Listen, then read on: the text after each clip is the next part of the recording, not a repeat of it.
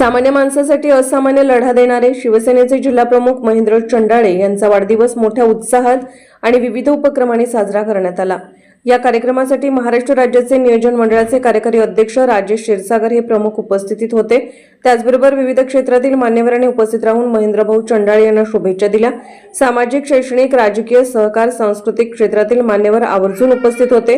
यावेळी राजेश क्षीरसागर व महेंद्र चंडाळे यांच्या हस्ते 51 शिवसेना शाखांच्या उद्घाटनाची फीतही कापण्यात आली। शाखा उद्घाटन शुभारंभ सोहळा या ठिकाणी महाराष्ट्र राज्य नियोजन महामंडळाचे अध्यक्ष सन्माननीय श्रीमान राजेश क्षीरसागर साहेबांच्या शुभ हस्ते या ठिकाणी संपन्न होतो। केक कापला 51 शाखेचा भव्य उद्घाटन सोहळा या ठिकाणी संपन्न होतो आणि केक कापून या ठिकाणी उद्घाटन सोहळा 51 शाखांचा। छत्रपती शिवाजी महाराज, छत्रपती शाहू महाराज, वंदनीय हिंदू हृदय सम्राट शिवसेना प्रमुख श्रीमान बाळासाहेब ठाकरे यांना वंदन करून, धर्मवीर आनंद दिघे साहेब यांना वंदन करून, या राज्याचे उपमुख्यमंत्री, शिवसेनेचे मुख्य नेते सन्माननीय नामदार एकनाथजी शिंदे साहेब यांना अभिवादन करून, सांगली जिल्ह्याचे जिल्हा प्रमुख सन्माननीय महेंद्रभाऊ चंडाळे यांच्या वाढदिवसाच्या निमित्तानं व्यासपीठावर उपस्थित असणारे माजी आमदार सन्माननीय नितीनराजे शिंदे साहेब, या ठिकाणी नुकतेच ज्यांनी शिवसेनेमध्ये प्रवेश घेतला असे सन्माननीय संजय बापू विभूते, बजरंगजी पाटील आणि शेलार मामाप्रमाणे या सांगली जिल्ह्यामध्ये गेले काही वर्ष काम करत असणारे सांगली जिल्ह्याचे माजी जिल्हा प्रमुख, सांगलीचे सहसंपर्क प्रमुख, आमचे मार्गदर्शक माननीय रावसाहेब घेवारे साहेब, नंदकुमार निळकंठ, हरिभाऊ लेंगरे, सुनीताताई मोरे, ज्योतिताई दांडेकर, रुक्मिणीताई आंबेकर, संदीप भाऊ ताटे, महादेव सावंत, अमोल पाटील, प्रताप पवार, सूरज कासलीकर, आकाश माने, अंकुश ओसवाल, सागर मलगुंडे, प्रदीप कदम, संजय चव्हाण, किरणसिंह राजपूत, गजानन मोरे, महादेव सातपुते, उमेश पवार, आणखी नावं सोडून आणि व्यासपीठावर उपस्थित असणारे शिवसेनेचे काही प्रमुख मान्यवर पदाधिकारी, समोर उपस्थित असणाऱ्या माता भगिनी, खास करून आजच्या या सोहळ्यासाठी या ठिकाणी उपस्थित असणारे सर्व शिवसैनिक, पत्रकार बांधव, खरं म्हणजे अनेक नेत्यांनी या ठिकाणी चांगली बॅटिंग केली। महेंद्रभाऊ चंडाळे एवढी चांगली बॅटिंग करतात मला माहित नव्हतं, आणि ही बॅटिंग ऐकत असताना हे भाषण वाटत नव्हतं, त्यांच्या मनातल्या भावना या होत्या। शिवसेनेचा सच्चा कार्यकर्ता काय असतो हे त्यांनी आज या ठिकाणी दाखवून दिलं। सन्माननीय बजरंगजी पाटलांची देखील बॅटिंग झाली, संजय बापू विभूतींची बॅटिंग या ठिकाणी झाली, मोठी मंडळी आहे,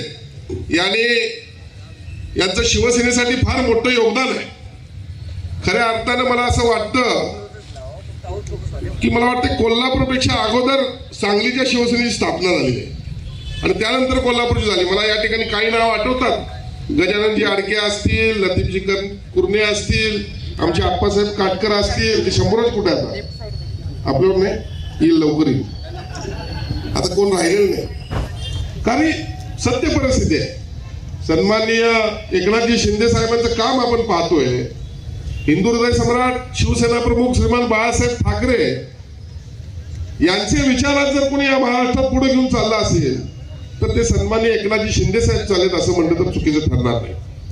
मला वाटतं संभाजीराव पवार देखील पहिल्यांदा शिवसेनेत होते स्थापनेच्या वेळेला, आणि या ठिकाणी मी ऐकत होतो भाषण सगळ्यांची। आज विभूते साहेबांचं भाषण मला फार चांगलं वाटलं, कारण आनंदा बापूंना म्हणले विधान परिषदेवर घालवा, महेंद्र भाऊंना म्हणले महामंडळ द्या, मग आता पुढचं मला लक्षात आलं तुमचं काय मत आहे। पण मी आपल्याला एवढं सांगतो की सगळी मंडळी शिवसेनेसाठी जीवाचं रान करणारी मंडळी आहे, आणि या आता विकास सूर्यवंशी देखील आपल्याकडे आलाय, मला वाटतं तो देखील आला, त्याला आपण लाठीकाठीचं महाराष्ट्राचं पद देखील दिलं. मला या ठिकाणी एवढंच सांगायचं आहे की शिवसेना, शिवसैनिक आणि शिवसेनेचे विचार जोपासणारे फार याची मोठी संख्या आहे. शिवसैनिकांची मोठी संख्या आहे. शिवसेनेमध्ये अनेक नेते आहेत. पण आपण जर बघितलं तर पश्चिम महाराष्ट्रामध्ये आपल्याला एकीचं दर्शन घडवणं फार महत्वाचं आहे. जर सगळी जर आपण एकत्र आलो तर मी आजच या ठिकाणी तुम्हाला सांगतो, मी आज सांगली जिल्ह्याचा संपर्क प्रमुख या नात्यानं सांगतो की या सांगलीवर, सांगली मिरज कुपवाड या महापालिकेवर शिवसेनेचा भगवा फडकल्याशिवाय राहणार. तुम्ही सगळे मनाने एकत्र या. तुम्हाला साहेबांनी ज्या अर्थी सर्वांना पक्षात स्थान दिलेलं आहे त्यावेळी आपला नेता असा आहे की एक बार कमिटमेंट किया तो किया, तुम्हाला दिल्याशिवाय तो थांबणार नाही. तुम्हाला जे पाहिजे ते तुम्हाला मिळणार. आणि म्हणून ही सर्व ताकदीची मंडळी आहेत. पुढच्या काळामध्ये यांना विविध जबाबदाऱ्या दिल्या जाणार आहेत. आज या ठिकाणी निवडणुका आलेल्या आहेत. लवकरच महापालिकेच्या निवडणुका होतील आणि मोठ्या संख्येनं आज या ठिकाणी महेंद्र भाऊंना आपण शुभेच्छा देण्यासाठी आलेला. मला असं वाटतं की अनेक ठिकाणी आम्ही कार्यक्रम करत असतो, पण असे कार्यक्रम काही पाहिल्यानंतर महेंद्र भाऊ ही पुढच्या विजयाच्या नांदीचे असे कार्यक्रम होतात. आणि तुम्हाला माझ्या या ठिकाणी मनपूर्वक शुभेच्छा. खऱ्या अर्थानं शिवसेना प्रमुखांनी शिवसेनेची स्थापना का केली हो? 19 जून 1966 साली मुंबईला शिवसेनेची स्थापना झाली. मराठी माणसावर होणारा अन्याय, मग तो दाक्षिणात्यांकडून असेल, उत्तरेकडच्या लोकांच्याकडून असेल, जो मराठी माणसावर अन्याय व्हायचा, मग विमा कंपन्यांमध्ये मराठी माणसाला स्थान नव्हतं, नोकऱ्या मिळायच्या नाहीत, बँकामध्ये नोकऱ्या मिळायच्या नाहीत, उद्योगधंद्यामध्ये मराठी माणूस पुढे नव्हता. अशा वेळेला मराठी माणसाच्या माध्यमातून, शिवसेनेच्या माध्यमातून मराठी माणसाला न्याय देण्यासाठी शिवसेनेची स्थापना झाली. आज आपण 51 शाखांची या ठिकाणी 51च ना उद्घाटन करताय. खऱ्या अर्थानं उद्घाटन हे नुसते बोर्ड असले नाही पाहिजे. पुढे निवडणूक आहे. आज 51 शाखा प्रमुख तुम्ही या ठिकाणी आणलेले आहेत. संपूर्ण शाखांची बांधणी करत असताना नुसता शाखा प्रमुख नव्हे तर शाखा प्रमुख असतील, उपशाखा प्रमुख असेल, त्या ठिकाणी महिला आघाडी असेल, त्यांचे गटप्रमुख असतील, युवा सेना असेल, सर्व अंगीकृत संघटना त्या ठिकाणी त्या शाखेमध्ये असणं गरजेचं आहे. आणि त्या ठिकाणी 51 ठिकाणी ज्या आपण शाखा स्थापन करतोय आणि पूर्वीच्या देखील काही शाखा असतील, या शाखांमधून ज्या पद्धतीनं मंदिरातून काम होतं असं काम या ठिकाणी झालं पाहिजे. मी आपल्याला या ठिकाणी ताकीद देतो. नुसत्या शाखा स्थापन करून आपल्याला चालणार नाही. ज्या वेळेला मुंबईला शाखा स्थापन झाल्या त्या ठिकाणी मग आरोग्याची कामं होऊ लागली. आरोग्याच्या माध्यमातून मग ज्या पद्धतीनं आपण महेंद्र चांडाळे घरोघरी या ठिकाणी उपक्रम सुरू केलेला आहे, अशा पद्धतीनं ॲम्ब्युलन्स आल्या, अनेक मेडिकल त्या ठिकाणी शिबिरं झाली. लोकांना न्याय देण्याची भूमिका आपली असली पाहिजे. शाखा कधी मोठी होऊन गेली आपल्याला समजत नाही. आणि म्हणून आज या ठिकाणी 51 शाखांच्या स्थापनेसाठी मी 51 शाखा प्रमुखांना मनपूर्वक अशा हार्दिक शुभेच्छा देखील देतो. खऱ्या अर्थानं आपण मोठ्या संख्येनं आज या ठिकाणी उपस्थित राहिला. सर्वांना महेंद्र चांडाळेंना शुभेच्छा द्यायच्या आहे त्याची मला जाणीव आहे. पण 2 गोष्टी मला या ठिकाणी पत्रकार बांधवांच्या माध्यमातून सांगलीकरांच्या समोर आणायच्या. एक म्हणजे मित्राच्या माध्यमातून MRDP प्रोजेक्ट येतोय. MRDP प्रोजेक्टसाठी मी मध्ये देखील आलो होतो. सांगली जिल्हाधिकारी कार्यालयामध्ये बैठक देखील घेतली. जी पूर्ण परिस्थिती 2019 आणि 21ला या सांगली जिल्ह्यामध्ये आली होती. मला या ठिकाणी नितीन राजे म्हटले की या ठिकाणी देखील पाऊस होता, इथनं बोटीतनं जावं लागायचं. ही परिस्थिती सांगली आणि कोल्हापूरमध्ये देखील होती. आणि पुढच्या काळामध्ये या ठिकाणी अशी परिस्थिती असणार नाही. 3200 कोटी रुपये खर्च करून महाराष्ट्र शासनानं कोल्हापूर आणि सांगलीचा पूर परिस्थिती नियंत्रण आणण्यासाठी MRDP प्रोजेक्ट जाहीर केलेला आहे. लवकरच या प्रकल्पाला सुरुवात होते. गेल्या वर्षी आपण पाहिलं असेल, गेल्या वर्षी देखील पावसाची फार वाईट परिस्थिती होती. पण पूर्वीच्या काळामध्ये जे कर्नाटक आणि कोल्हापूरच्या महाराष्ट्राच्या मुख्यमंत्र्यांचं कोऑर्डिनेशन नव्हतं, अधिकाऱ्यांचं कोऑर्डिनेशन नव्हतं, ते गेल्या वेळेला आपण करून दाखवलं आणि त्यामुळे पूर परिस्थिती उद्भवली नाही.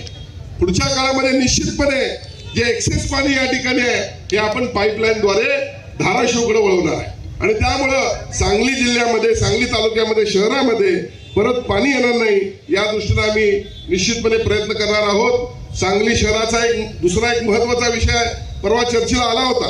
सन्माननीय उपमुख्यमंत्र्यांनी आदेश दिलेले आहेत जे 1200 कर्मचारी कंत्राटी पद्धतीने महापालिकेमध्ये काम करतात त्यांना आम्ही लवकरच ज्या पद्धतीने कोल्हापूर शहराचे 507 कर्मचारी हे कायम केले या पद्धतीने 1200 कर्मचाऱ्यांना देखील लवकरच आम्ही कायम करणार आहोत की जेणेकरून 35 वर्ष हे कर्मचारी त्या महापालिकेच्या माध्यमातून सांगली जिल्ह्याची सेवा करतात ते कायम नाही आहेत त्यांना न्याय देण्याची आमची भूमिका आहे.